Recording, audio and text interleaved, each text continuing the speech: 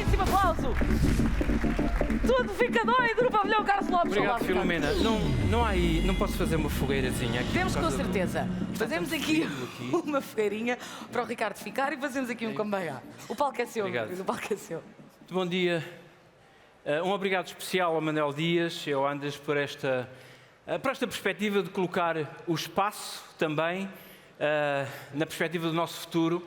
Foi aqui já falado que os satélites têm esta componente de nos ligarem, de responderem também àquilo que são os grandes desafios do homem, mas também é importante aqui trazer uma dimensão do homem não só no mundo, mas no homem no cosmos. E esta complexidade pode ser, de alguma forma, são já algumas das perguntas que eu gostava nestes 20 minutos de enquadrar este assunto. O espaço também como a componente do nosso futuro.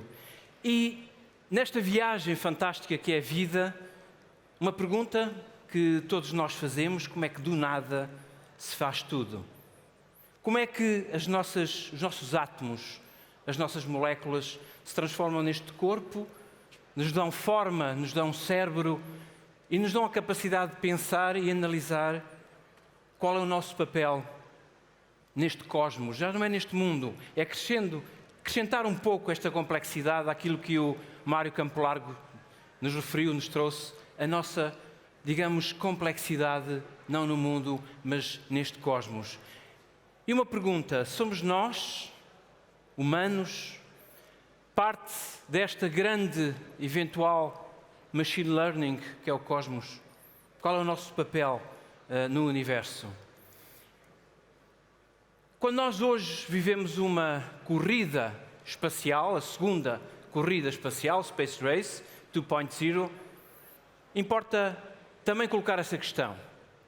Será o homem, ou é o homem, está destinado o homem a ser uma espécie interplanetária? Se sim, como? De que forma?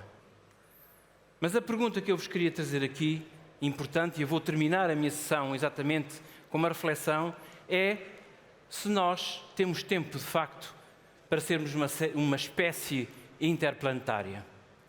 Eu penso que é importante, quando nós olhamos para a tecnologia, ver que janelas é que essa tecnologia nos abrem sobre o cosmos. Trago-vos aqui algumas imagens daquilo que tem sido o acumulado conhecimento durante estes milhares de anos de evolução do conhecimento do homem. Trago-vos uma nova janela para o cosmos. Como nós podemos ver que somos feitos, o cosmos, a formação das estrelas, os buracos negros, são feitos da mesma matéria que nós somos feitos. Nós transportamos na nossa vida a matéria que é feita, o cosmos. E é importante nós percebermos que somos parte desta grande máquina, não sabemos como, mas somos parte desta grande máquina que nos faz eventualmente sonhar com a eternidade. E nós olhamos para a espetacularidade daquilo que começamos só hoje a perceber. Esta janela fantástica que nos permite ver os nossos planetas, os exoplanetas e aquilo que a tecnologia como o James Webb nos trouxe até aqui hoje. Abre novas oportunidades para nós descobrirmos de facto a nossa posição do mundo. Mas é importante nós olharmos também de um diferente ângulo, uma perspectiva de quem realmente nós somos e se realmente nós somos irrelevantes no cosmos. Olhem bem para esta imagem. Esta imagem foi tirada em 1990, na viagem da Voyager, quando um cientista que todos nós eventualmente conhecemos pediu para virar a Voyager para fotografar aquele ponto branquinho que está ali, aquele ponto azul. E é isto que nos dá esta perspectiva da nossa posição no cosmos. Vamos olhar com mais atenção. Vamos olhar que esta, de facto, somos nós, é a nossa casa, e é importante termos esta perspectiva sobre nós próprios. É a perspectiva da nossa irrelevância no cosmos. E é importante nós percebermos esta perspectiva para não termos a noção da importância do nosso planeta.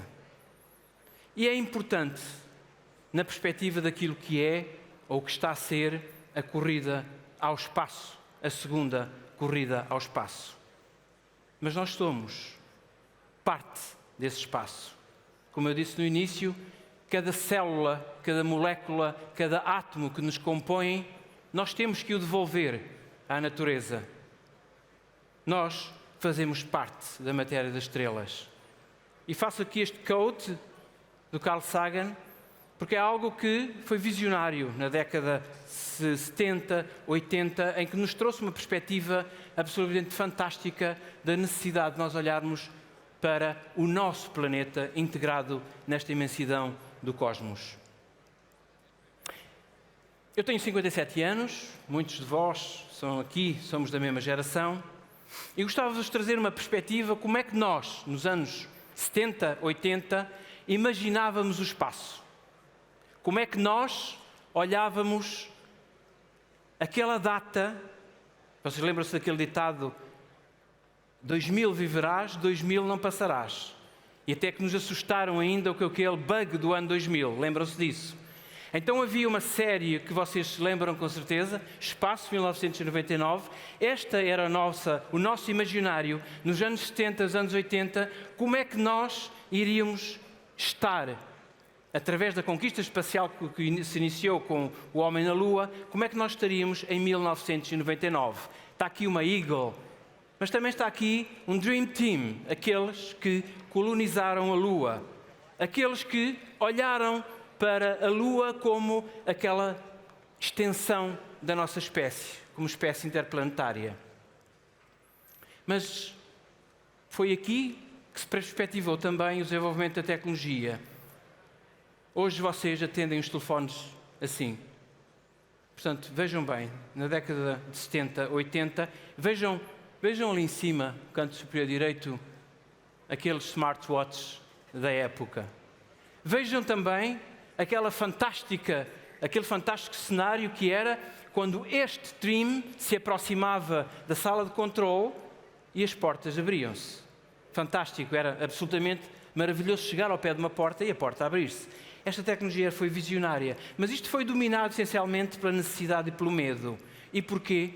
Por uma razão simples, a necessidade de sairmos da nossa casa, sairmos do nosso planeta, porque o trajeto que estávamos a fazer não era um trajeto sustentável.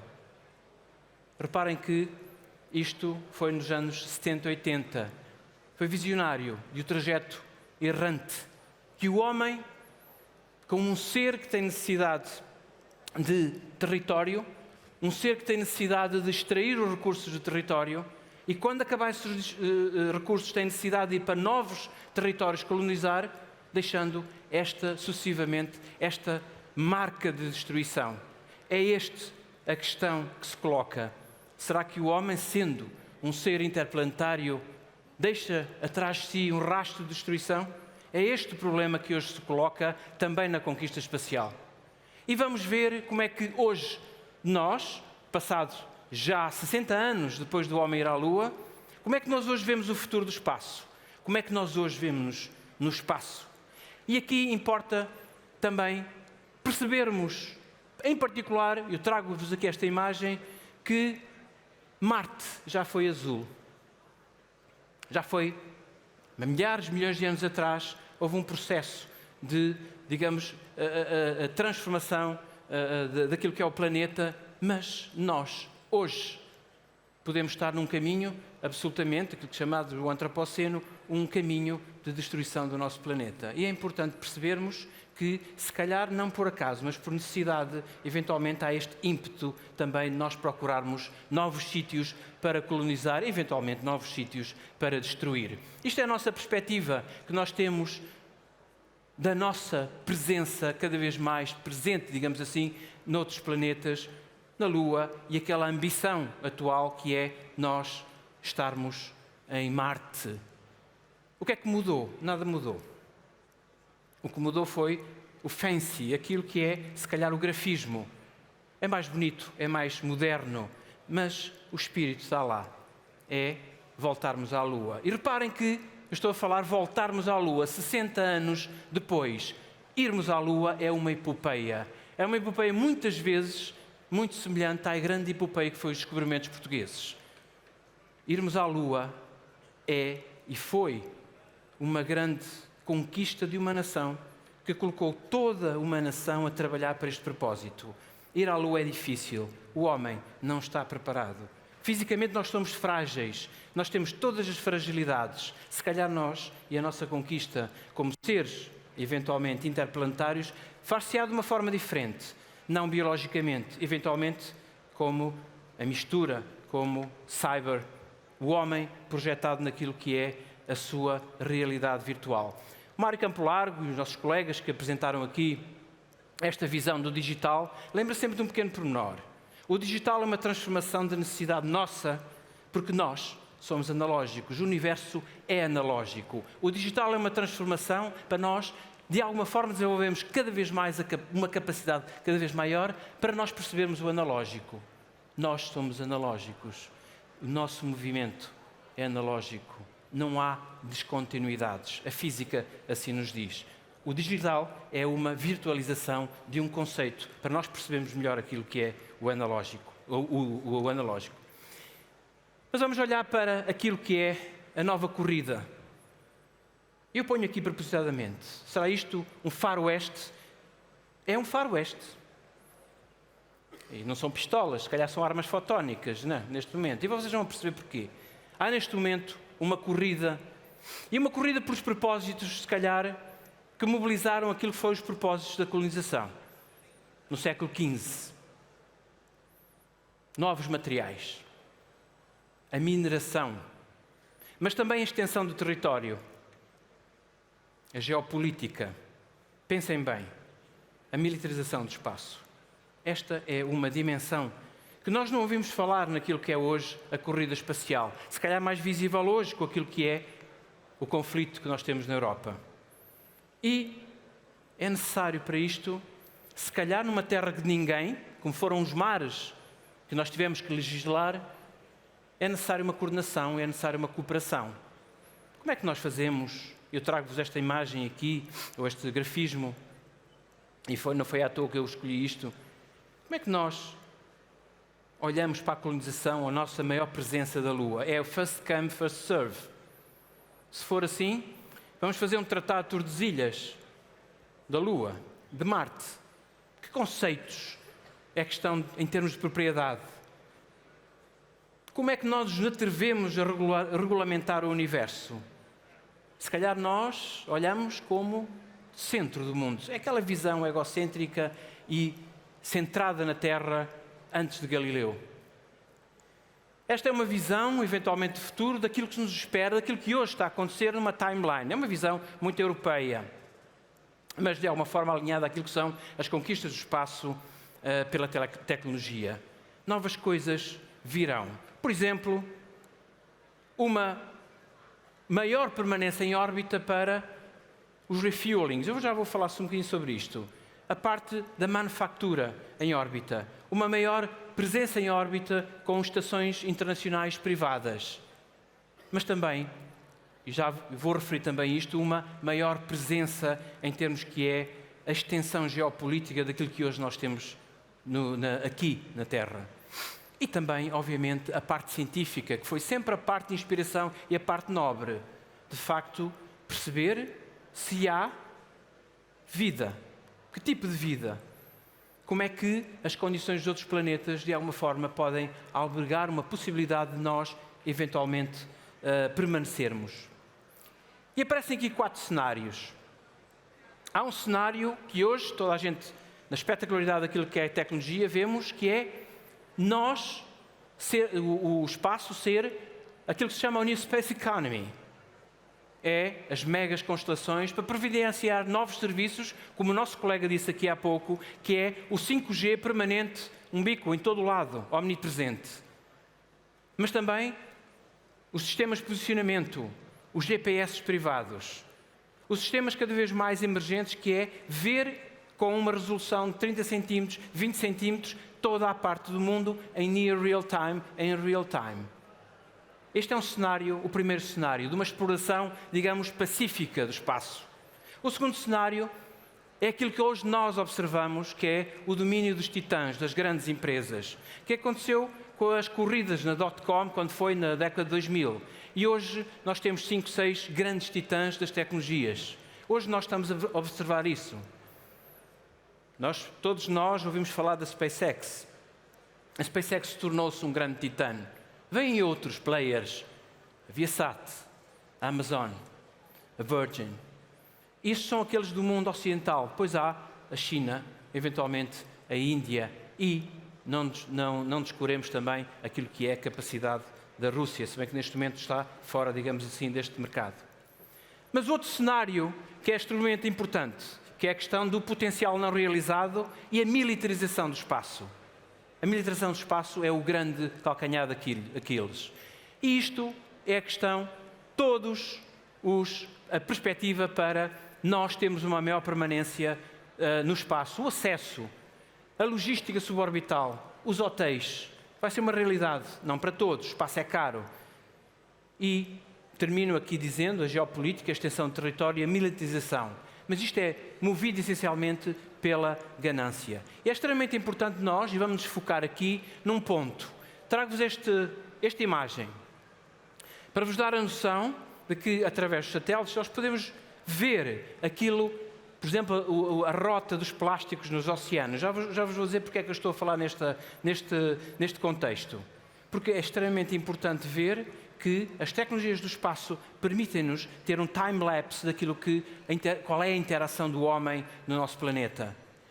E os rios e os mares, dentro daquilo que é este corpo vivo, neste vídeo absolutamente fantástico que vos trago da NASA, em que pretende ser aquilo que nos perspectiva daqui a alguns anos. Temos uma imagem real-time do que são cada um dos pontos que nos ligam neste corpo vivo que é o nosso planeta. E como é necessário nós cuidarmos do nosso planeta. Como é absolutamente fantástico nós percebemos que isto é um living body em que temos que cuidar, em que as interações, como dizia Mário Campo Largo, das borboletas, estão espelhadas um pouco aqui nestas interações. Isto é absolutamente fantástico, como é que todos nós, como dizia o Matias Mauer, nosso colega astronauta, do espaço não há fronteiras. Do espaço nós não conseguimos ver a fronteira que nos desliga geopoliticamente de todo o problema que nós causamos na relação entre os países. E é necessário também olharmos, como olhamos para o nosso planeta, olharmos para cima. E olhamos para cima exatamente com o grande problema que hoje há na conquista espacial. É o lixo espacial, o grande problema que nos faz tornar eventualmente ou pensar se de facto podemos ser aquela espécie interplanetária, porque estamos a fazer e a criar uma cortina para a exploração do espaço, o space debris. O grande problema de um confinamento cósmico que nos estamos a provocar a nós próprios. É um problema, trago-vos uma ilustração da evolução daqui do lixo espacial. Um grande problema para, de facto, nos confinarmos ao nosso planeta. E quando olhamos para a perspectiva, nos próximos, até ao final da década, nós temos mais de 100 mil satélites a ser lançados. Como é que se regula isto? Como é que se coordena isto? Quais são as consequências exponenciais daquilo que é o lixo espacial? Então é necessário implementar uma política de zero debris policy. É o que estamos a trabalhar na Europa para, de facto, criarmos a sustentabilidade do espaço que é tão necessária para nós olharmos para a sustentabilidade da Terra. É necessário promovermos as tecnologias para a remoção do lixo espacial.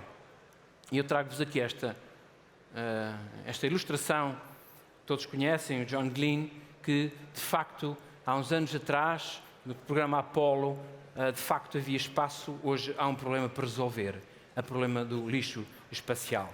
Portanto, é necessário nós olharmos para a sustentabilidade do espaço, para nós constituirmos aqui aquilo que é a grande ferramenta para vermos se nós estamos a seguir um percurso correto naquilo que é a nossa relação com o planeta. Criarmos aquilo que se chama os Digital Twins. E que nós concentramos aqui um modelo, digamos assim, compreensivo nas todas as variáveis daquilo que é o nosso planeta. E isto é necessário, e falo agora para o Andrés e para o Manuel Dias, uma grande capacidade de computação, uma grande capacidade de processamento, de ligação, uma grande capacidade, eventualmente, de perspectivar que isto pode ser feito através do espaço e também naquilo que foi falado aqui com o cloud computing e na nova perspectiva daquilo que é a computação quântica. Eu volto a esta, e estou a terminar, volto aqui a esta pequena, mas grande mensagem que Carl Sagan, na década de 80, 70, 80, nos trouxe. Que é preciso nós olharmos para o nosso planeta como, de uma forma, que damos-lhe vida e damos-lhe futuro. E eu retenho uma mensagem aqui que é absolutamente atual. Não há sinal que alguém nos venha salvar de nós próprios. Isto é uma mensagem absolutamente forte no contexto do que hoje nós vivemos, naquele que é a grande encruzilhada da nossa existência. E termino dizendo-vos que esta imagem representa aqui o azul da nossa vida, o verde que nós necessitamos para semear e continuar a nossa vida, mas essencialmente aquela neblina, que é a atmosfera, que é aquilo que nos separa, digamos, e aquilo que nos agarra à vida. É necessário nós olharmos para isto através do espaço, para nos dar essa perspectiva de, talvez, sermos uma espécie interplanetária. Mas nós não podemos lavar as nossas mãos e dizer que está tudo bem. Como nós fazíamos na Covid-19, lavem as mãos, que isto vai tudo passar. Portanto, trago-vos aqui, se calhar, uma mensagem mais preocupante. Cuidado com os gatilhos que nós estamos a tocar, porque estes gatilhos têm aquela mensagem do Carl Sagan que muito dificilmente virá alguém salvar-nos de nós próprios. Temos o problema daquilo que é, lavamos as nossas mãos e estamos aqui todos, infelizmente alguns não, mas por causa da Covid. O grande problema da recessão é a relação entre os homens. A grande encruzilhada da alteração do clima, o precipício que nós estamos, aquela mensagem de pouca esperança que nós temos que dar aos nossos filhos, que estarão preocupados com viver num mundo escasso, um mundo de reciclar, um mundo em que não tem falta de recursos como a água, a atmosfera que respiram. E o grande problema da nossa extinção. Cuidado quando nós tocamos os gatilhos daquilo que é a biodiversidade. Aí será o colapso do homem. Eu realço a importância, e termino aqui, desta mensagem, para que de facto as tecnologias do espaço podem ser uma ferramenta para nós percebermos muito melhor aquilo que andamos aqui a fazer. Obrigado, e obrigado Manuel e Andrés pela oportunidade.